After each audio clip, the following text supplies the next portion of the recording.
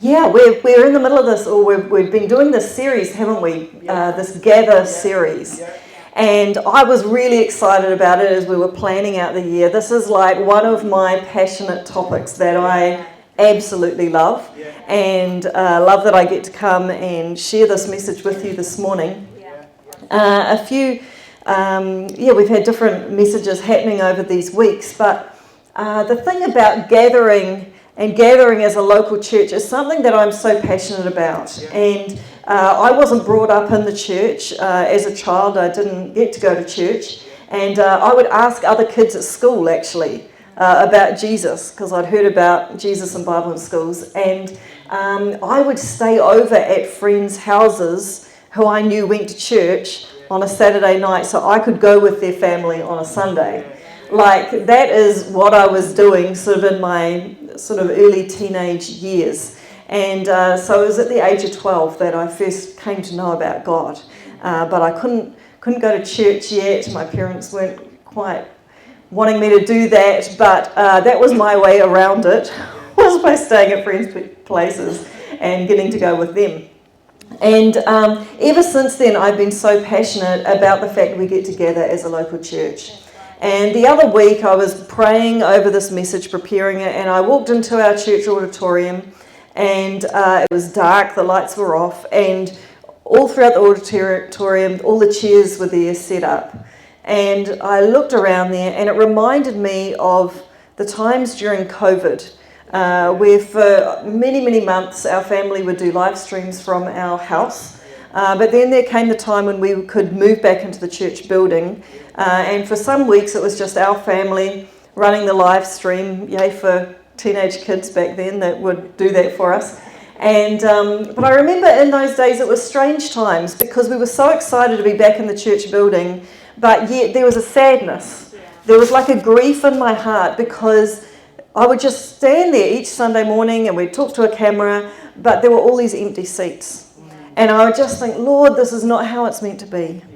We're not meant to just have a place where which is available. We're meant to come and be people who are gathering together, who are connected.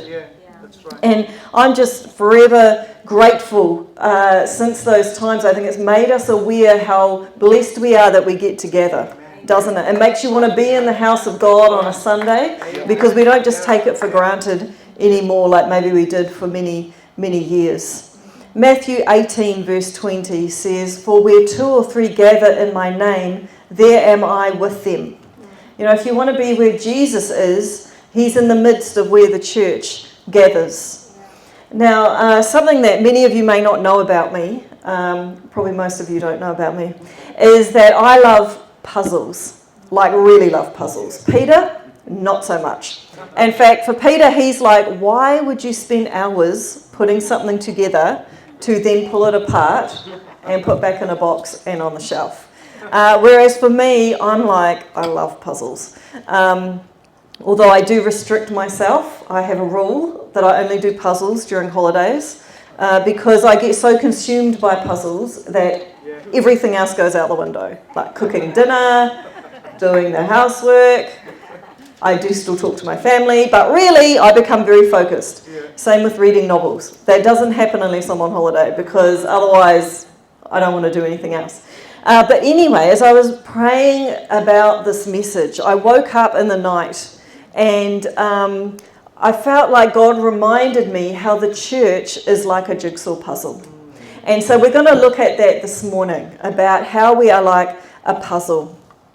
And you know, we're going to look at the importance of gathering and what that looks like as the church. And we're going to cover 3 points this morning. The first one is recognize your piece of the puzzle. Secondly, that you position yourself. And lastly, that you plant yourself within the great and beautiful picture, which is the local church. So we're going to start with the first point this morning, which is recognize your piece of the puzzle. When you open up a puzzle, that's not going to stand up, but that's fine. It doesn't matter. When you open up a jigsaw puzzle, there are so many pieces in the box, aren't there? That's right. And you can look at all these pieces and you can think, I wonder if every single piece really matters. Yeah. But if you've ever done a jigsaw puzzle, you know that every piece is important. right? You can't just like throw away a piece and then go, oh, well, it'll be okay. It'll all still work out, because it won't. Every single piece matters. And it is exactly the same for us as a body, as the local church. We can come along to church and we can think, you know what, does it really matter, you know, whether I'm here or whether I'm not? The reality is your piece matters. Your piece is important. I was reading an article this week which talked about the ministry of attendance. And this pastor was saying that when someone first joins a church, he says to them, how about you just operate in the ministry of attendance for a few months, and after that then you can get involved, then you can serve and you can be on a different rosters and all that sort of thing. But until then, the foundation of you being a part of this church is the ministry of attendance, is getting in the habit of coming along each Sunday and being a part of church. And that's something that we say to people as well. It's like, look, don't rush into things straight away. Let's get to know you. Like, let's just come and be a part of things and become regularly there on a Sunday. That's a great foundation to start with, because there's power in attendance. There's power in being there and showing up and being that encouragement that you are there week after week. You know, so often I look around and I'll meet somebody new at church, and then I'll think, oh, they would click so well with so-and-so. And I look around and I'm like, oh, I can't see them here. You know, it is amazing the encouragement that comes by us just being here, just being in this place. You know, also, showing up is a great weapon against isolation, because one of the greatest tactics of the enemy is to isolate us. You know, in John 20, verse 24, you can read there about Thomas. And Thomas was one who doubted in this particular instance. But the reason he doubted was because he wasn't there when Jesus showed up. He wasn't in the room. Everybody else had that experience with Jesus. Everybody else saw Jesus in a new way. But Thomas, he wasn't there. He wasn't at the gathering. And as a result, doubt came into his life. You know, when you don't bring your peace, not only are you missing out on the gift that God has placed within you, but the others around you are also missing out on the gift of who you are. It's missing out on you being up there playing that instrument, or giving that encouragement word, or praying for that person, or sharing that testimony with them, or serving on the kids ministry. You know, it really matters to the others around you whether or not you're here. And you might think that your peace doesn't matter, that you're not noticed if you're here or not. But the thing is, there is only one you. You know, when you get a jigsaw puzzle box, it's not like a box of Lego. In a box of Lego, they give you spare bits. So that if you lose a small piece, it's okay, because in a little bag there's going to be some spare ones. And you can just use that instead. But you know what? There's no spare Amy's. You know, there's no spare Jakeses. You know, it's like there's only one of each one of us. And it's important that we're here. And in the same way with a Lego box, there might be multiple 2x2 blue pieces, and they all look the same. And so if you can't find a particular one, there'll be another one that can take that one's place. Just the same. But you know what? In the church of God, it is not like that. Every piece is different. Every piece is a different shade. It has a different shape. And it only fits in one particular place. And that's why it's so important that we come and that we realise that our piece is valuable and that it matters that we're here. So point number 2 this morning is position yourself. You know, there's a picture that God is creating of his church, which is outlined in the Bible, and we're going to talk about that a bit more in a moment. And it talks about how we're to position ourselves accordingly to take our place. And positioning ourselves is very, very important. The choice is either we position our place in a specific way, or we just do this. And we just turn up, and we just bring ourselves in whatever way we come, and we're just there. And sometimes we just do this, and we hope that that's enough. We hope that just by kind of coming, and sometimes we're looking downwards, and sometimes we're looking this way, and sometimes our focus is in other directions, and we think, well, that'll be okay, because there's grace. And sometimes we will come into church, and things will be really hard for us, and we'll be struggling, but the thing is that we're meant to be transformed into God's image. And the thing is, the church is meant to be a beautiful picture of the bride of Christ. And that is what we're meant to be creating. And if we just leave ourselves looking like this, just coming in a pile, we'll end up just looking like a mess and not looking like the beautiful picture that is the bride that we are to be for Jesus. Romans 12 verse 4 to 5 says, "For just as each of us has one body with many members, and then these members do not all have the same function, so in Christ we, though many, form one body, and each member belongs to all the other." That's a really important thing there. Each member belongs to all the others. We don't often talk about that, do we? About belonging to one another. That sounds like a lot of care and responsibility and looking outward from ourselves. But we're to be looking like a body, working together, belonging to one another, having a responsibility and caring for each other, not being independent of one another, but interdependent of one another, locked in together, side by side, connected. 1 Corinthians 12 goes into greater detail of how the body of Christ is to work. But sometimes we have an issue about the part that we are to play. And then we begin to start looking sideways and wishing that we look like another piece of the puzzle.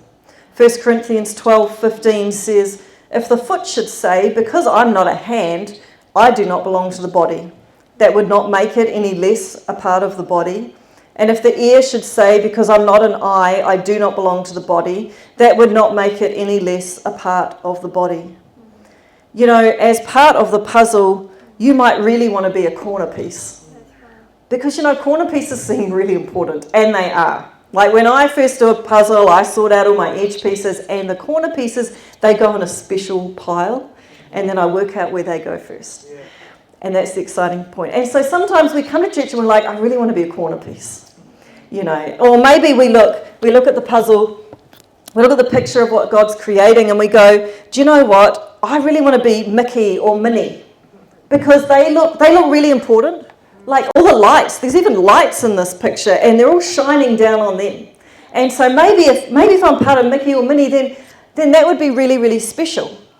But the thing is, God might look at you, and God might say, "You're this dark bit here," and it doesn't look very special. And it doesn't draw attention to it or anything like that. Or maybe he might go, "You know what? I've made you to be this edge piece." And I don't really want to be an edge piece. But God says, "You know what? I'm putting you in as the foundation in this church. And it's really important that you are the edge piece, because that's what I've created you for." Some people never step into the position God has for them because they're too busy comparing themselves and wishing that they were like somebody else. Or sometimes we can be trying to fit ourselves somewhere that we're not made for. There is nothing worse than doing a puzzle and then having someone coming along to help you, and they get a piece and they go, "Oh, I'm sure this fits here." And they start pushing it into place. And you're like, "I don't think it goes there. I think maybe it might go somewhere else." No, they say, "I'm sure it's going to fit there." And they're squashing it in there. And all that happens is that piece gets munted, and the pieces around it all get a bit damaged as well. And that's what happens for us too. We can try to fit ourselves into a particular place because we really want to be that particular part of the body. But God is saying, "You know what? You're not meant to be there. I've made you for this place over here." And that can take time, trying to work out what your place is in the body. But you know what? That's the joy of doing a jigsaw. It takes time. And that's a beautiful thing. That's where the enjoyment is. And sometimes it takes time in church to figure out, what's my place? Where am I to serve? Where have you created me for, God? The first roster I ever joined was when I was a teenager in our church. And that was cleaning the toilets in the church. And didn't seem very spiritual, let me tell you. I was like, really? there was the toilet cleaning roster and there was the lawn mowing roster, and I didn't want to mow the lawns. Peter was on the lawn mowing roster, and so I was like, well, I'll clean the toilets. So on Saturdays, every so often, we would go down and I'd clean the toilets.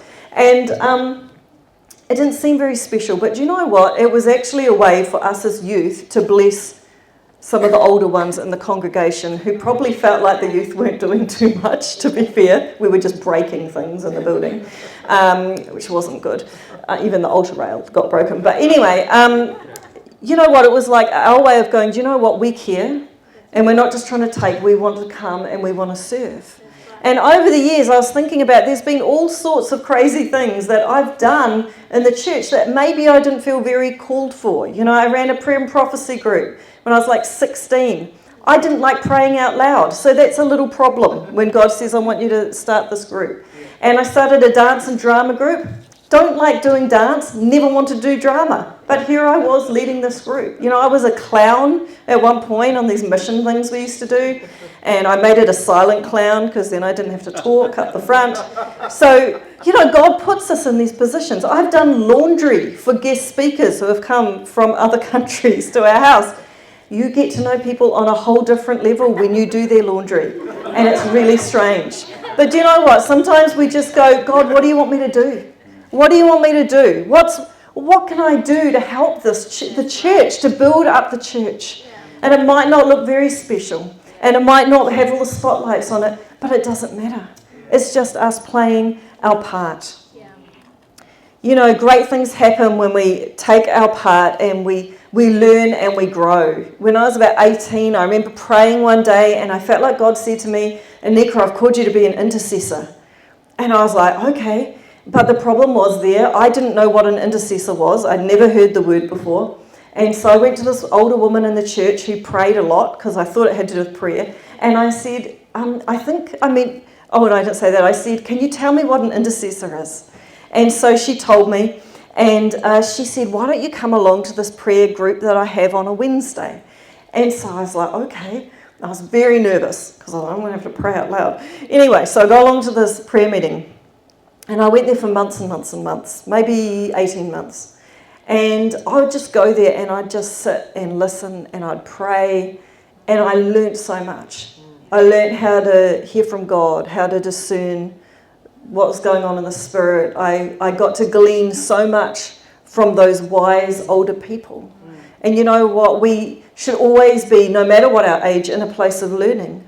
That we position ourselves in a place alongside people, and if it's things we don't really know about, we start off with baby steps and we go, okay, well, I'm going to learn about this thing. I don't know about hospitality. I'm not quite sure. I might like burn the coffee, but hey, I'll put my hand up and I'm going to listen and be told, and I'll do what I need to do so that we can have great coffee and tea on a Sunday morning after church. It all starts by saying yes. You know, in Acts 2, the church positioned themselves in a way that then they multiplied and they grew.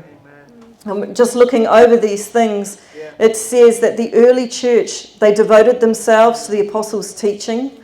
You know what? They were there, they were active, they were learning, growing in their faith. They created fellowship and belonging. You know, they were on the door. I loved that this morning as I was walking through. There's like people there on the door. There's people in the hallway greeting, like so many people greeting. And that's what this church was like. They created fellowship and belonging. They did things together. They went out for coffee during the week. It says they shared meals, including communion, with great joy. They were inviting people to the barbecue next week. They were saying, hey, you know what? We're going to have a barbie. Why don't you come along to this? Community of prayer. They were at the prayer meeting. They were like, you know what? There's a prayer meeting at 9:30 in the morning. I'm going to be there. Like, I don't know what we're going to pray about, but man, I'm going to be excited. I'm going to be there. They experienced a sense of awe with miraculous signs and wonders. You know what? They stepped out in faith. They prayed for healing and they saw miraculous things happen. It says they met together in one place. That means they turned up. They came to the gathering together. They gave money to those in need. They were financially generous to those struggling. And then it says all the time worshipping and praising God. They lifted up his name. And then lastly, they met regularly in homes. Coming to the big gathering is a part of being the church. But you know what? Going to Connect Group, going to the men's thing, going to the women's thing, that is all about building together and doing life together, and it's an important part of the church. Yeah, that's good. The third point this morning is plant yourself. Plant yourself. Now, at our old house, we moved house in 2020, and we'd lived in our old house for 18 years. I don't like change. And so we lived there for a while, and until God said it's time to move, and we're like, okay. So anyway, but as we were going to leave, something I was sad about was that we had a particular tree, it was like a bush thing, by our front door, which I loved, and I called it the miracle tree. And the reason why it was the miracle tree was because once it used to grow really fast. And at one point I said to Peter, could you please trim back the tree? It wasn't a miracle tree, yeah, it was just a tree. Can you trim back the tree because it's hard to get up the stairs? So I went out and I came home, and the tree had been trimmed to the stump. Like, I'm talking like every branch is gone. And so I came home.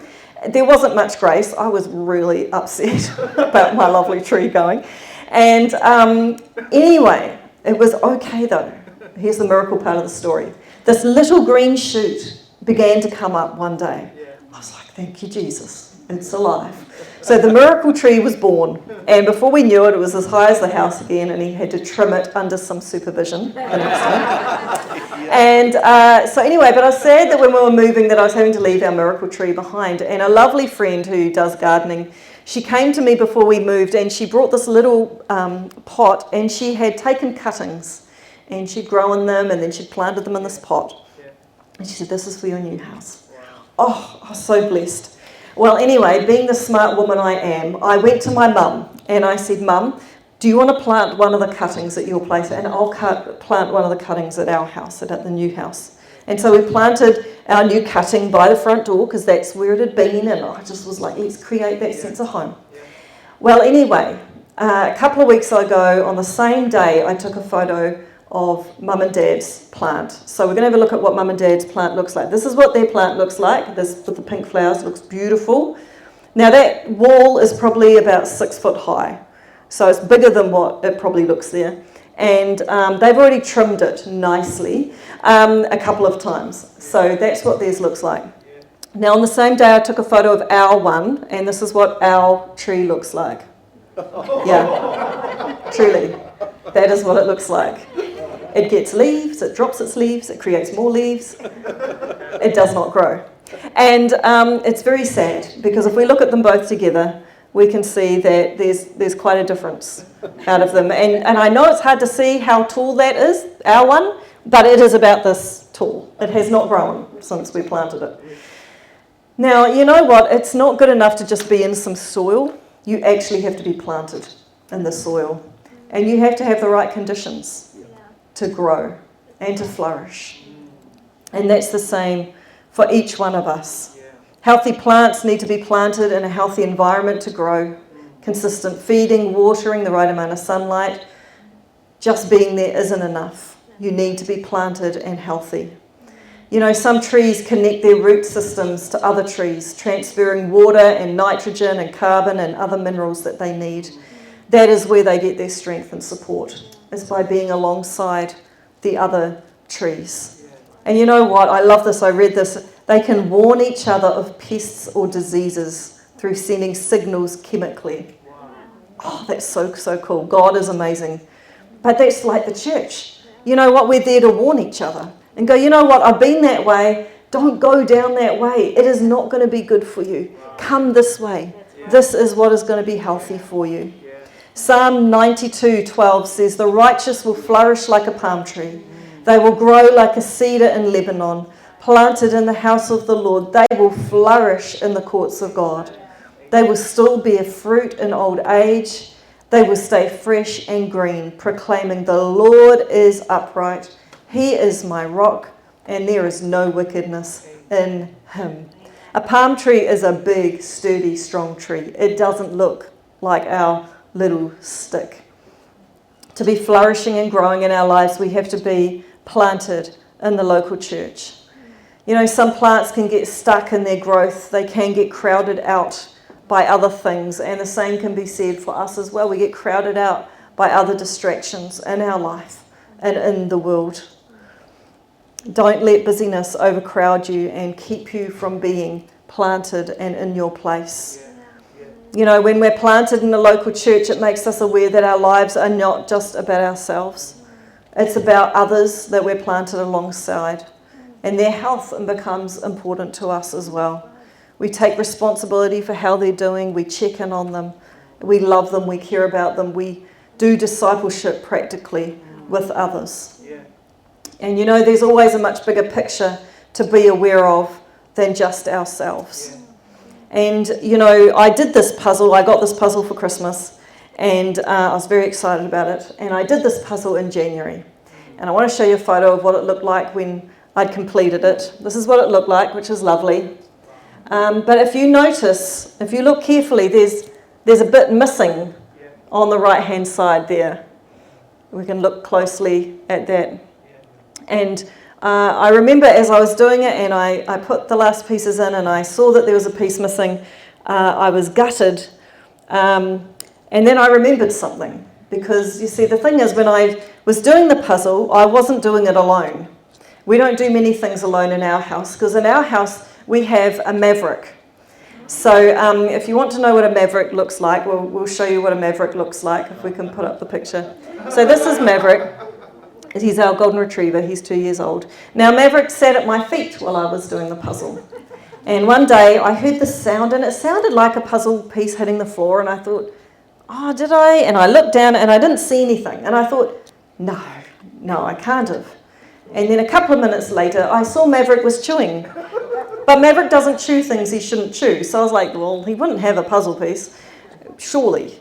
Anyway, he kept looking at me funny and chewing funny. Anyway, I put my finger in his mouth, and he came out some blue paper. So that's not a good sign, but surely not. But the thing was, that piece had gotten consumed. It had gone missing, and it had gotten lost in the process and been consumed. And God is creating a beautiful picture of what his church is. And I can only imagine how he feels when he looks at the church and he sees a piece is missing. A piece isn't where it's meant to be. He sees the empty chairs and he notices when our piece isn't there. And I think God must be sad when he looks and he's like, I'm trying to create this body. I've put this body together and every member has its part, but there's a part that's missing. And the thing is, if we were walking along the road and we saw a lung lying on the side of the road, we'd look at that and we'd be like, that's really strange. That lung doesn't belong there. That lung should be in a body, right? And yet we don't even realize it about ourselves. We have a place where we should be. We have a position that God has put us in, and that's what he has created us for. Don't be consumed by the things of this world. Don't be like that piece that went missing. Don't get consumed. But instead, focus on Jesus. You know, love God and love the local church. You know, we aren't just to take our place, but to find others who are missing and connect them in as well. And as I look at this world, I see lost and broken and hurting people, which is why I'm studying counselling, because I need more tools in my toolbox. I've got God and I've got prayer and I see amazing things happen, but there's a lot of big issues going on. But do you know what? As part of God's picture, there are people that are missing. There's pieces that are missing because they don't even know Jesus yet. But God looks and he goes, you know what? I've got a place for them. I've got this seat here that's empty each week. And he's like, why don't you invite them? Why don't you bring them along? Because they're meant to be a part of this picture, which is the beautiful church that God is creating. So perhaps you're here today and you've realised that you've lost sight of the fact that you are a piece of the puzzle. You are a part of the body. And God has created you to find your position, to find your place, to find your fit, because there is a fit. There is a place that you belong here. You just need to find your place. And sometimes too, our places change, unlike in a puzzle, depending on the season that we're in. And so we just need to figure out where that place is. Each part has intrinsic value. Or maybe today you're here and you're aware that it's like, you know what, it's time for me to step into serving in a different way. You know, maybe you hear about different things that are happening, or you see an opening or a need, and you just think, you know what, I could do something about that. And I encourage you, come and talk to Pastors Chris and Judy and talk about those things. Or say, how can I help? Where could I help out? Where would you like me to be a part of this? Come and take your position. Or perhaps you realise today that you've been consumed by other things and you haven't been planted in the house. You've kind of been there. You've been in the soil, but you're not growing because you're not planted. Your roots haven't gone down deep. Then I want to encourage you to put aside those things that are consuming you, that are drawing your attention away from the things of God.